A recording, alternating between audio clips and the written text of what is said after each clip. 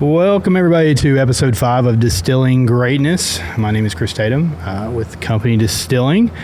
I'm happy to welcome 3 highly intelligent individuals in their respective fields to the show today. Unfortunately, Jeff is not going to be able to be with us today. I hate it.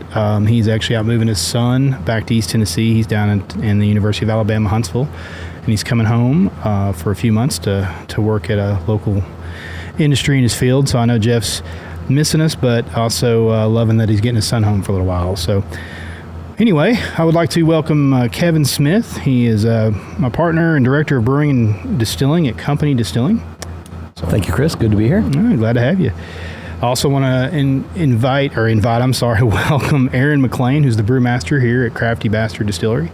Aaron, thanks for coming in. Glad to be here. And super thankful for you allowing us to set up shop and do the show from your place here. We are at Crafty Brewery down in Knoxville, Tennessee, over downtown Knoxville. I believe it's 6 Emery Place. Is that correct? 6 Emery Place. Yeah, just slightly north of the old city. So just a few blocks north. Come check us out sometime. Perfect. And then finally, as I indicated, the least, he's last and least, is Tyler Crowell, who's our COO of Corsair Distillery in Nashville, Tennessee. So thanks so much for getting up early and driving in. Hey, yeah, glad to be here. I know for a little while you guys, Corsair, for those that don't know it, and I think everybody here at the table does, they did hold 6+ million labels for their spirits. So glad that you guys spent some time with us today instead of making a different iteration of whiskey. Oh yeah, any day off the Permits Online cola site's a good one. Yeah, so that's exactly. Glad to be here. No kidding, that's exactly it. I love it. Well, today, guys, as you can probably guess, we're going to talk about beer, and some of you are probably going, "What the heck? Why are we doing that?" Well, as you've experienced in the previous 4 episodes, we've talked about Tennessee whiskey and the history of Tennessee whiskey, as well as the science behind it, and so. I've got a saying that whiskey is what beer wants to be when it grows up. And I typically use that as a little bit of a dig at beer makers, but I don't mean for it to be. I just mean that it's a very closely related industries, not just because they're alcohol, but actually the creation of and manufacturing of. So super glad to have the experts in the room in here today. And we'll just start off a little bit on the business side. And again, welcome, Tyler. And I wanted to say, I think it's, first off, when I got into the distilling business 12 years ago or 11 years ago, you guys opened your doors and let me just walk in and talk to you. And I appreciate that. Never got a chance to say it publicly, but thank you. But on top of that, you guys were the first brewery distillery in the state of Tennessee. And for a long time, we're the only one, correct? Yeah, so our location in Nashville, well, we have 3 locations back in Nashville, but our original one is in the Marathon Motorworks building. And yeah, that location we operate, our distillery, but we've always had a kind of a brewery tie-in as well. We have a tap room there for our local and tourists coming through town, and there we feature a lot of local beer, but as well as some of our own stuff we brew. That's fantastic. I do remember the first time that I went to Corsair. First off, finding it there in the Marathon building was just about impossible. Yeah, it's an old building. I usually say it's only hard to find the first time, but yeah, being an old building, that we can't just put up big signs wherever we want. So yeah, it takes a little effort to find us. That's exactly it, and we did, man. I think I walked the whole length of that, which is about 2 city blocks. So kind of like when I was trying to find a parking spot here this morning, Aaron. I kept driving around. Well, there's ample parking here, but there's a lot of daytime businesses, law offices, and stuff like that. So yeah, it's pretty full from 8 to 5 Monday through Friday. Yeah, no problem at all. So, well, let's jump right into it. I'd like to talk a little bit, Kevin, if you would, Kevin and Aaron especially, talk a little bit about, the water and the role it plays, really. We'll start with beer, just because, again, I say whiskey is what beer wants to be when it grows up. So tell us a little about the infancy there, or the importance of beer, of water and beer. Yeah, so I started, it sounds like I'm going to tell a long story, but I'll keep it short. Started home brewing about 12 years ago with no intention of ever opening a brewery. I just, really, really fell in love with it. Got a homebrew kit for Christmas, many years ago, and just absolutely took to it like a fish to water. It definitely scratched the kind of the scientific, mathy part of my brain, and also the really creative, artistic side as well. And anyway, so from the very beginning, I had enough attention to detail to make some pretty good brews. But I did a thread, or started a thread on homebrew talk. And I was just like, man, my IPAs, they're good, but they don't have they're just not singing the way I want them to. They don't have that pop and that punch that some of the best commercial IPAs have. And I was like, what hop varietals, there are the things that I should try, yeast, all these other things. And one person responded and said, have you done anything with your water? Like, and I was like, no, I filter it, make sure it doesn't have any chlorine in it, but, and she was like, Uper, still remember her name on there, was like, your next IPA, put half a teaspoon of gypsum in. Like, just do that and see what happens. And man, the thing just jumped out of the glass. The flavor, the aroma, everything. It was just so much brighter and punchier. And I was like, holy hell! Like, what is this? And then I got a water calculator, and I read all about it, and I started. And from every brew I've done from that day on, and this is years from opening, away from opening a brewery, I did a water calculation. It made my dark beers richer and rounder and roastier, and my IPAs jump and everything else like that. And I just became obsessed with it to the point where I now teach water chemistry at the Brewing and Distilling Center. So. It's fantastic.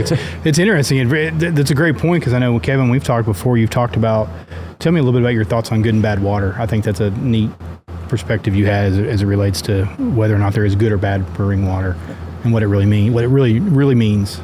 Yeah, so good and bad brewing water. Well, I think that ultimately what, Aaron's talking about, water chemistry and specific chemicals, brewers really seem to understand more so than distillers the importance of the chemistry of the water and how it affects how nutrients and flavors ultimately are extracted from the grain. So, if you look though at the distilled spirits industry, they haven't historically paid as much attention to the water chemistries around them. It's partly because the industry has largely evolved in an area where there's this limestone hydrology, and therefore the water chemistry is suitable already. It's ideal for fermentation, for conversion, and for chemistry support of yeast growth. And so they've been largely able to ignore that. But ultimately, I think I spent 20 years at Jack Daniels, right? And so I think they have a really high quality process, good process control, and a lot of that has to do with the sour mash process and pH balance. So pH throughout your mashing, whether you're doing whiskey or beer, dramatically affects how active those chemicals are in the water. And so to me, I've largely focused mostly on pH balance in the processes, and that's how you get the best out of your water chemistry. Cool. It was something I remember you saying to me, though, that it wasn't just about good or bad water, it's about the style of beer you're making. I think that goes to your point. That was the connection I was making there. If you look at the history, and again, like I said, brewers tend to pay more attention to water chemistry. So one of the things that you have to realize with brewing is the product that you're producing, that you're mashing, you're converting, is going directly into the mouth of the consumer. So all that water chemistry has a much more profound and direct effect on the flavor of the product, whereas through distillation, you go through the distillation step, and that sort of removes, or you get that degree of separation as well. So, and then if you look at the history of the brewing industry and how styles of beer have developed over time based on locations, and it largely has to do with the specific water chemistries of those regions. So if you look at a Czech Pils, for example, and the very light mineral content of the waters in that area, and contrast that with, say, Burton-upon-Trent, the waters that feed Fuller's ESB, so a richer, darker beer that helps then extract those more robust flavors. Well, the Burton-on-Trent, and just to make a little point on that, so it's mostly about residual alkalinity. So right. I'm not trying to get too technical here, but residual alkalinity is, so it's basically a measure of how resistant your water is to change in pH, right? So you're talking about the pH, whether you're making whiskey or whether you're making beer, there's a certain pH range in between 5.1 and 5.3, and it gets a little wider than that, where you're getting the most enzymatic activity, right? So that's what you want. You want enzymatic activity to convert those long chain starches into simple sugars. Why? Because sugar makes alcohol, right? So dark grains, right, are more acidic and drive that pH lower. So you want, like, when you have really high alkaline water, like residual alkalinity, that's where you have Guinness, right? Guinness comes from Dublin, some of the highest residual alkalinity water on earth. And so they didn't have pH meters back then. They didn't have ways to determine what ppm of calcium and magnesium and sulfate and chloride and all that kind of stuff. All they knew is that this dark beer turns out really well and the light beers turn out terrible. And the reason why is you're just not getting the conversion. Your pH is way too high, and it's just kind of reinforcing my point about its pH balance, and it affects pH then affects how those chemistries interact with the grains and so on. So we're essentially saying the same thing from two different angles, right? Yeah, exactly. Yeah. And to your point, like to me, there's very little. There's not really such a thing as like great brewing water or bad brewing water. Right. It's just it can be very conducive to one style and not at all to I'll another. make one important point about the good and bad water too. I've talked a lot about like traditional aspects of whiskey making and why whiskey is centered in Kentucky and Tennessee because of the quality of the water. One of the things that's changed is we have all these industrial capabilities that are available to us now. So you can go and produce whiskey almost anywhere. You can do DI water, RO water, clean it up, and then build back that chemistry how you want to. So that creates lots of opportunities for different styles to be made in different locations, and water chemistry is important to pay attention to. Yeah, certainly. You kind of both of you touched on a few things that kind of spoke to me that I like about beers. Despite being in distilling for the past 10 years, making beer was my first passion. Similar to Aaron, I've been home brewing for probably 15 years, and I used to run a brewing supply website. We were shipping all over the country, and when I was just starting to learn how to brew, I just enjoyed like you were saying, just that kind of mix of it's your creativity side, but also the science, but on top of that, just the history involved in it all, where, regionally, what was going on, where, yes, the more you kind of get into brewing, looking at, all right, I want to make this traditional English pale ale. Well, this batch turned out pretty good. What could I do next time? It's like, oh, well, maybe, looking at those Burton profiles, maybe I need a little more sulfate in this version, or, I really like doing Czech Pilsners, maybe I need to take a look at my water profile, cut it down with RO, or just, take a look and just kind of be mindful of those things. Yeah. Well, you guys are three geeks. I'll just tell you right now, and that's great. I'm just kidding. I love it. I love hearing talk about it a little bit. Take me through a little bit. We're going to back up a little and take me through the history. Tell me about what do you guys, first, Kevin, we'll start with you. What do you define as a craft brewery? I'd like to hear from, because, we've opened ours, obviously, quietly. And you guys at Crafty Bastard have been around how long now? Coming up on 8 years. 8 years? Okay, yeah. Fantastic. And then you're, 10 years in? Give or take? Corsair. We've been open since 2008. Okay. So tell me about what do you think? Each of you kind of give me your own opinion on what, craft brewing is. Yeah, so we are serving beer at our Townsend facility. I need to say that just for about 6-8 weeks now, and we're happy that we've made it to that point. I think Kris thought it was never going to happen. But in terms of craft beer, I do have extensive experience, especially on the whiskey side, defining what traditional processes are for people and helping them understand what is important to be called traditional, and of course that aligns with craft. It doesn't mean the same thing, but I think in the brewing industry, there's the Brewers Association, which defines what a craft beer is. It relates to size, independent operation, use of traditional processes as well. Independently owned and under 6 million barrels a year. That's exactly what a craft brewery is. Continue. And I think there's a little skepticism around that definition, right? Because 6 million barrels is a lot of barrels. And so I'll kind of pass it on from there and let you guys pick up from there, because I think there's interesting discussion around that. Yeah. So what I was going to say, and obviously, hopefully the listeners sense the sarcasm in my tone about that. Yeah. So it was pushed to 6. It used to be 2 million barrels a year, and it was pushed to 6 by the Brewers Association because of Boston Beer Company, right? And just to put that in perspective for the listeners at home, and we've been open for 8 years. We have a 3-barrel system downtown, a 15-barrel system at West, running constantly. We distribute, we sell, do tons of events and things like that. And we do about 2,500 barrels a year. So think about 6 million. That's a crazy number. To me, what craft really is it's more about the culture than it is the product is very important, obviously. But it's about the culture that surrounds the product. I feel like in a certain sense, and I don't want to take a dig at anybody, but there is a lot of people in Knoxville that have said before that we were the first craft brewery in town.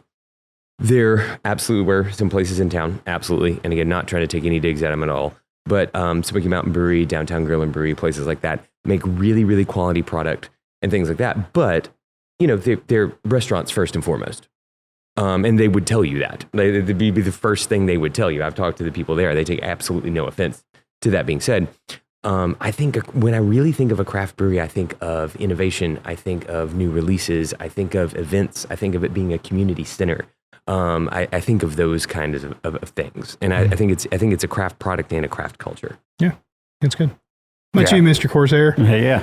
I think Kevin and Aaron nailed it. But I think on top of that, just something that's just local. We're sitting right here. It's made back in the corner. It's on tap right here. The person who made it's in the room. I think just something local, as well as just something made with innovation and passion in mind. Yeah, to broaden out the definition just a little bit, if I could. There is this great book by Pete Brown called Craft and Argument, and it really speaks specifically to the brewing industry. But he kind of breaks down all these arguments about what craft is, looking at the operating definitions. So size is the primary one that people go on, and so he rejects that notion that size really matters. And then he goes on, he talks about things like what's in the heart of the brewer, for example, and how do you know what that means. I think ultimately that kind of gets to this idea of a good brewer protecting and developing the quality of the beer and their art, right? And so I think that's important as well.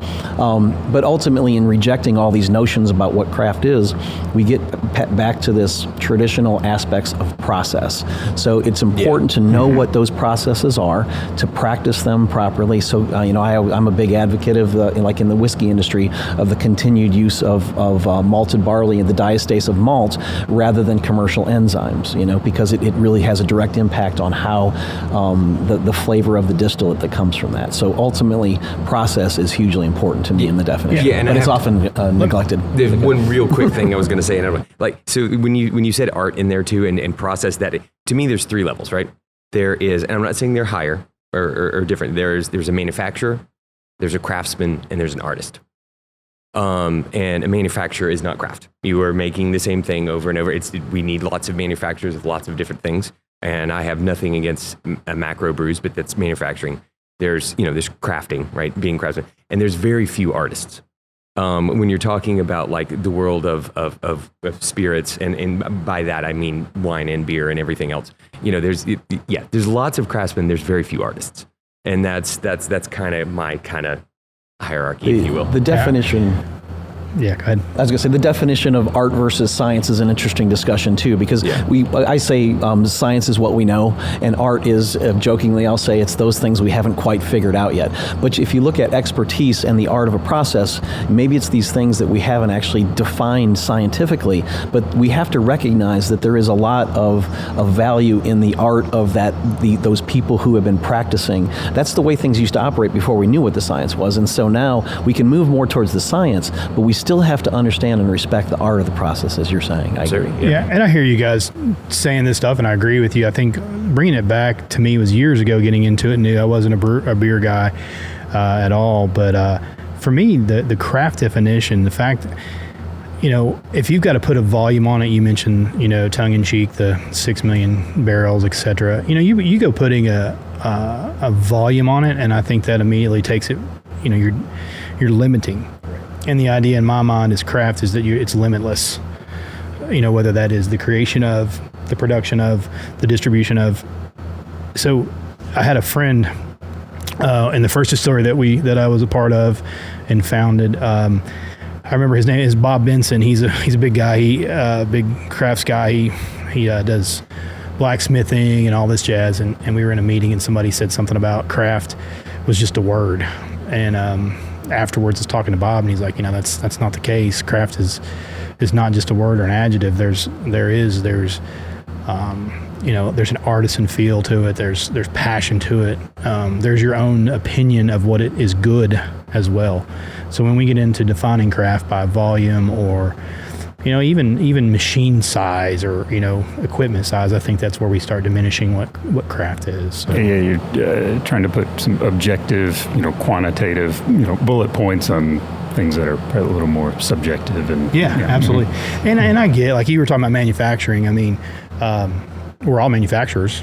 Because we want to be called that because there's tax benefit. There's all these other things that get involved, but the root of it is just what you said. It's you being Aaron. Sorry, no, people can't see who I'm referring to.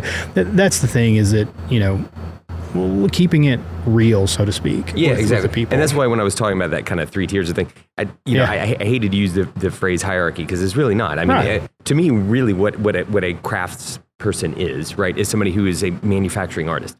Yeah. Right. I mean, it's a synergy. You're doing both of those things, right? And whereas like a manufacturer wants to make the exact same thing exactly the same way forever and ever, true artist never wants to make the same thing twice, right? And you take a little bit of that together, and that's what craft is. Yeah, absolutely.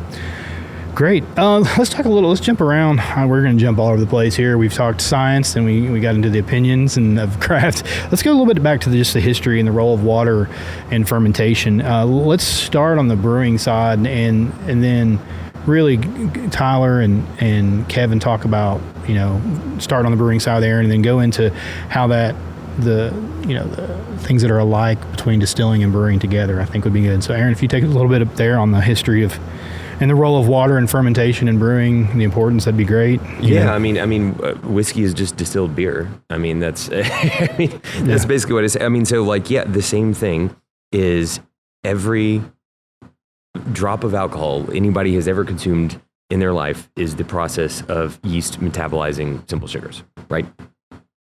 Anyway, yeast metabolizing simple sugars, and to get those simple sugars, whiskey makers and beer makers have the same challenge, right?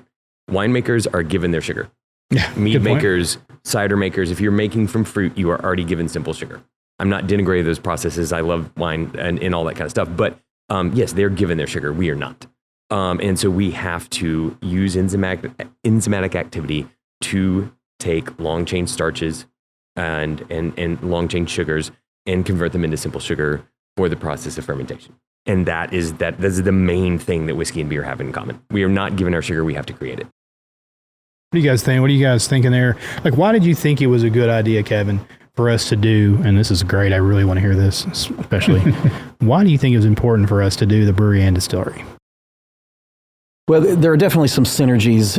If you come visit our distillery, we have every facility has specific challenges, so we have the wastewater side that we have to consider, the fact that we're on a septic system. So having a proper brewing system allowed us to separate the grains up front as a brewing system does in an extractive process, preventing those grain solids from going down the drain or having to deal with them in a more difficult way. But also for our pot still, having that extractive beer and distillation allows for a much lighter, more delicate product to be produced with that equipment. It's very difficult to take an all grain mash through a pot still, which boils for hours, and you have a lot of these breakdown components that can lead to off flavors in distillation. So that was really the decision there. But, Tyler, I'm gonna throw a little curveball for you, because bring it. I feel like you and the other leadership at Corsair, I feel like, and please tell me if I'm wrong, that you were pushing more of the limits of the legal area when you got the brewery and the distillery, and plus your location was part of that. If you could talk a little bit about that. Yeah, some of it's just kind of in line with our brand, and some of it's kind of just out of circumstance, kind of like you're saying. When we started in 2008, the craft beer, craft breweries were definitely on the rise, but the craft spirits wasn't huge yet. There wasn't a lot of distilleries in the state, and most of our owner Derek, his co-founder Andrew, they were kind of like me, came from more of a homebrew background where they like to try different things and just experiment and do something different. As our brand, we're like, well, we're right in the middle of Tennessee. It doesn't make a whole lot of sense for us just to start pumping out bourbon and Tennessee whiskey. There's plenty of people in north of us and south of us that got that covered. So let's try to do something different. Yeah. And that's that's kind of just fueled our brand, up till now, just trying to do something different. But on the brewing side, our Marathon Village location, that was the original Yazoo Brewery in Nashville. They were the first brewery in Nashville. So when they moved out in 2010, we moved in, and we had a little tap room there, and that they had operated. So we just kind of had this little built-in side business. So we just kept it going, and like I said, it worked well with our brand, and it was good. It was good income. So we kept it going. But we kind of developed that where it was like, well, we should, hey, we're selling other people's beers. Let's start making some of our own, because back then the definition of beer, it was up to 10% at the time in Tennessee at the time. It was up to 5% by weight, 5% by weight, 6.2 by volume. 6.2. So we most of the breweries had to get a distillery license if they wanted to make high grade beers. Well, we already had that, so we were in the opposite position. We could only make high grade beers, so all of our beers were 6-ish percent and up. So we worked with a lot of breweries in the area. They like using our barrels for finishing. So we're like, well, we can kind of do some of our own stuff, and that's just kind of how it came out of. And as Nashville's grown, where we started as a small location for locals, and now it's a big tourist destination. So it's nice to offer, hey, come on in to take a tour, do a tasting. We have beer and cocktails and spirits. So just having a variety to offer our customers is it's nice. Yeah, I'd say so. All three locations, Company Distilling as well as Crafty Bastard and Corsair, it is all about gathering around and getting together, and you talking about that you're having your first concert of the season tonight at your West location. That Travis Bigwood and the Beatles Experience. There you go, shameless plug. The caveat there. The thing is that it is about bringing people together, and I think that's something that it's interesting. And Tyler and I have worked a lot on the legislative side with the distilling industry for several years, and it's interesting because it seemed like every time we did meet a legislator, even if we even had some that were going to vote against us, they were happy as hell to meet Jeff or to meet us or to talk to us or hear about our business, and so I think that's just not vote for us. That's right. Well, and that's exactly. And sometimes they told us that, but I think that's important. So, we talked a lot in the previous episodes about sense of place and how important that is for a whiskey. And Jeff talks very eloquently about that as well. What do you guys feel like, the culture, the cultural, geographical, and historical confluence, that established whiskey in Tennessee and Kentucky? Where do you think that do you think that applies to breweries as well, or is it just, how do you feel about that? I mean, it's heavy. You think about Jack Daniel's at Lynchburg, it creates an entire culture of black and white. You think about, any Kentucky distillery. I mean, that's all they have in Kentucky is distilleries. They don't really have anything else up there worth anything. So, so what do you guys think about that? I mean, do you feel you have those same influences, with brewing industry, or what's your feelings? I would almost say that brewing is a little bit more universal. It's not so regional or geographically specific. I think obviously there's some great synergies. We talk about the breweries becoming distilleries and distilleries becoming breweries, and there's different iterations of that. And I think that with the many distilleries in Kentucky and Tennessee, that there's some opportunities. They're going to take a different approach to it for sure. So there's been some activity in the single malt space, right? American single malt. Yeah, sure. And I think that sometimes breweries are a little bit better suited to pursue that because of that's, if you look at like Scotch whiskeys, for example, those are extractive, loudered sort of processes. When I was at Jack Daniel's, we made an American single malt there that was a grain in. It's a very, very different product, very different experience, and so it'll be interesting to see how that plays out, especially within the context of the American single malt. Yeah, so I would love to talk about that really quickly, and I'm sure Tyler has much more to say than I do, but we've worked very closely with Postmodern Spirits right down the road from us here. They do some really good stuff, and I kind of had this idea, and I'm sure I'm far from the first, to have it. But I was like, man, we're talking about sour mash whiskey. We're talking about what what it turns into bourbon or Tennessee whiskey is not a beer that anyone would terribly want to drink. I mean, it's 70% corn. It's the hot fermentation, all this other kind of stuff. And so I was like, well, okay, let's actually make like a really, really good beer and then distill that, right? And it should be ready quicker, and let's age it in small barrels and stuff. And so I worked very, very closely with Ron at the head distiller down there. He actually got 30 different beers, distilled them in his little 2-liter still and aged them on like little pieces, and we had a silent, didn't say a damn word to each other and tasted these 30 whiskeys. And like, I think it was my first and his second or something, out of all of these that we decided on, like, that's the beer that's going to make, and that's still on the shelves today. So yeah, there's a lot of really interesting intersection between the craft brewing and craft distilling worlds. And I'm sure Tyler has done all kinds of stuff like that.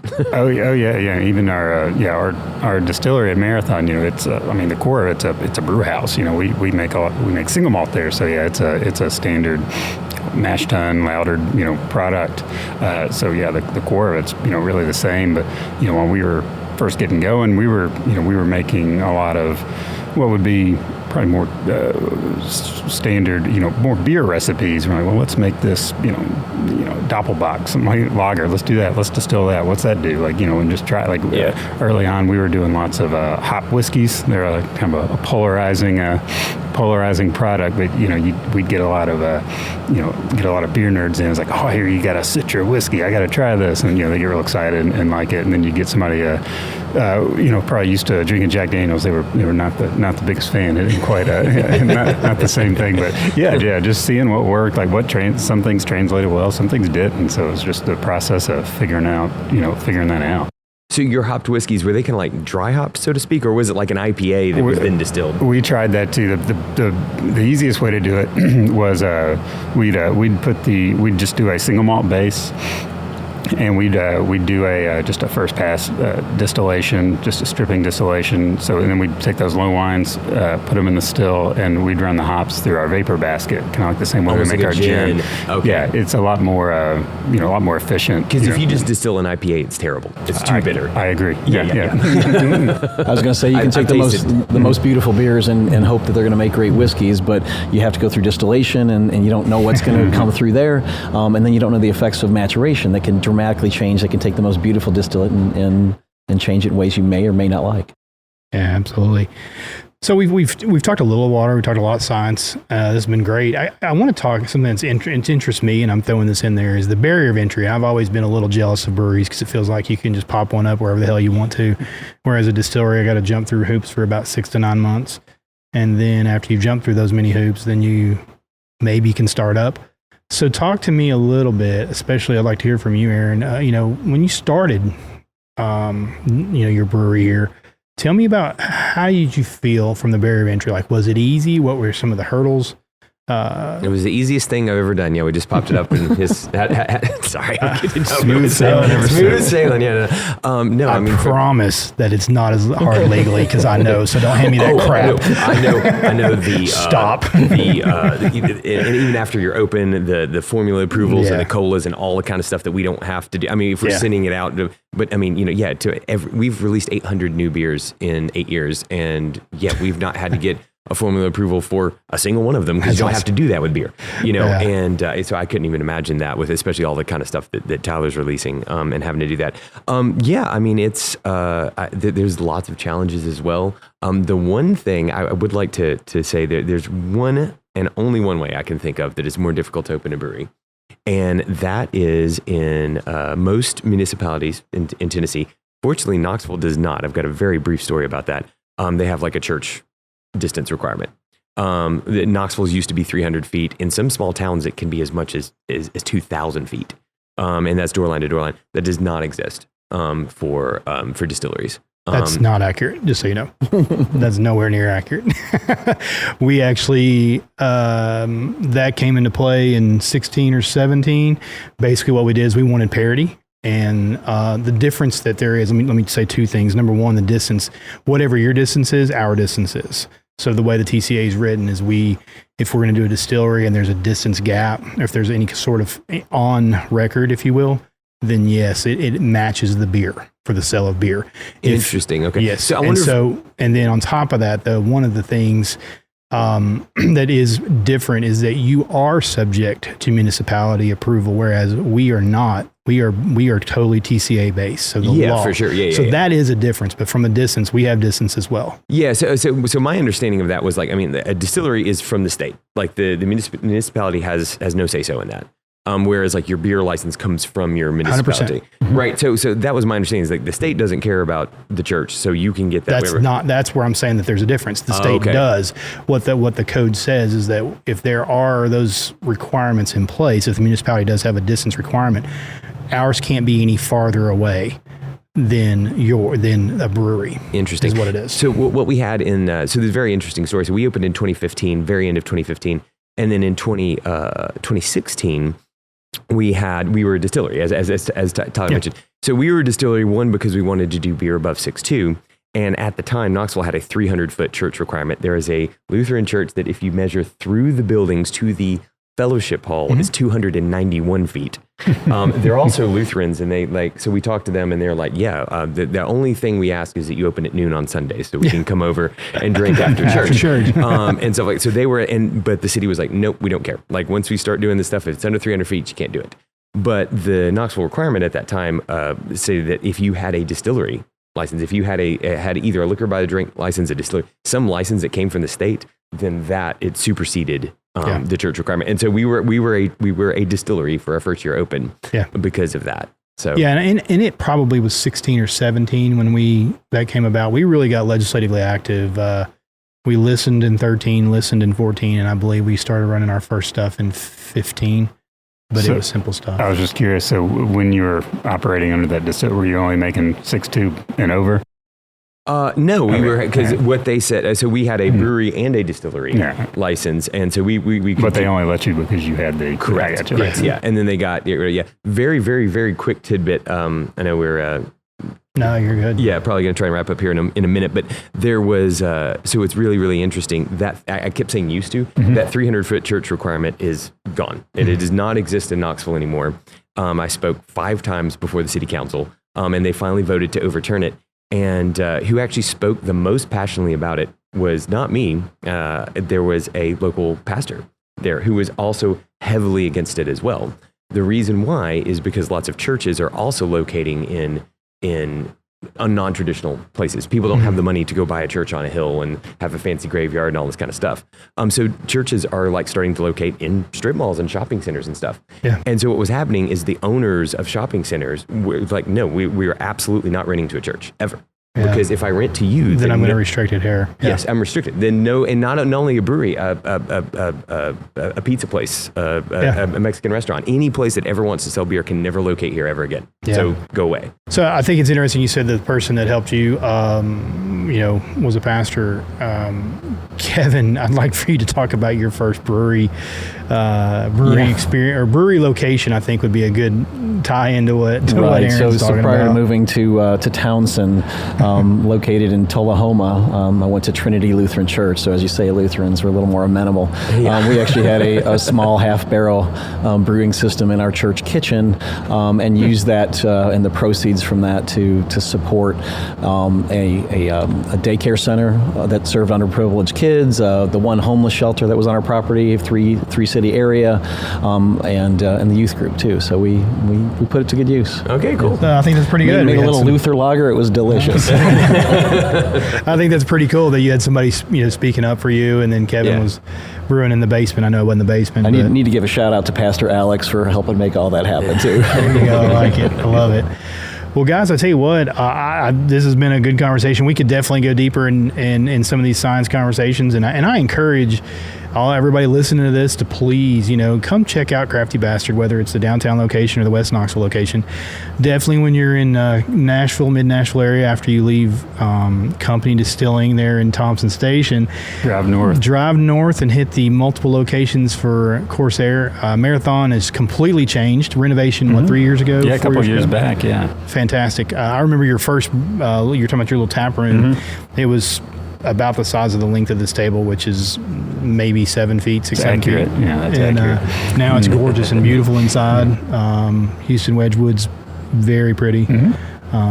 And so fantastic places. Come out. What do you got going on? Tell me what's coming up with you with Corsair. Anything you want to talk about and let people know about? Yeah, as far as Corsair goes, we've been just staying busy, making whiskey. We built a new production facility just a little bit outside of town in Ashland City, and that location is, as we're known for single malts, gins, products like that. This location's, it's a completely different animal. We got a 24-inch column, and we're doing a lot of bourbon, rye, Tennessee whiskey, and just doing a lot of production out there. That's fantastic. Aaron, what do you guys got going on? I know your second location. How long have you been open in second location? A couple years? 2 years. Yeah. 2 years? So, yeah. Well, coming up on 2 years. Yeah. And yeah, just want to say, like, I've been to several of the Corsair locations and really, really have enjoyed so many of the products I've had there.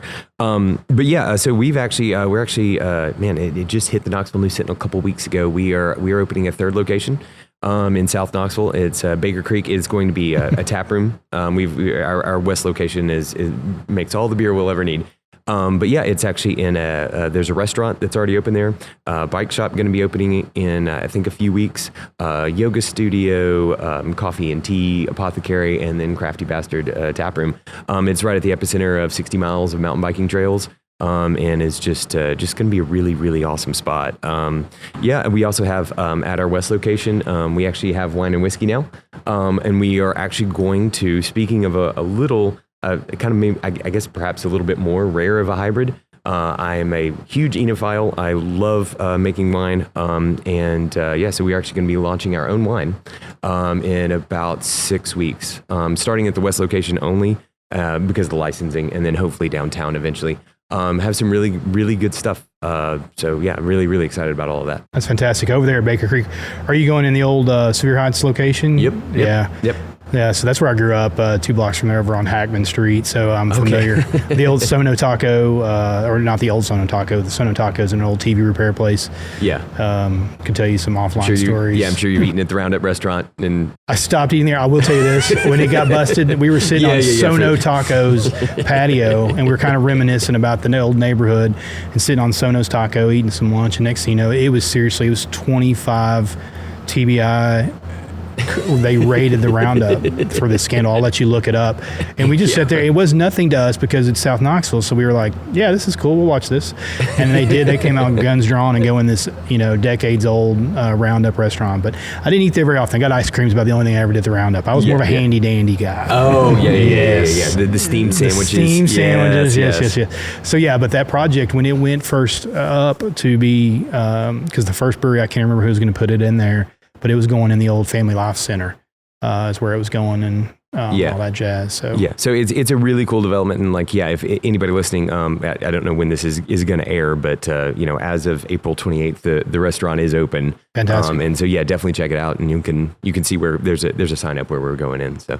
Sounds great. Well, I appreciate everybody's time and everything else. Listen, everybody, please enjoy this episode. Go back and check our other ones out. We'll come back to you, episode 6. We'll be coming up in another month or so, and look forward to chatting on that. And again, thanks so much for joining us, guys. I hope you all have safe trips home, and everybody else have a great weekend. Thanks. Cheers, all. Yeah, thanks.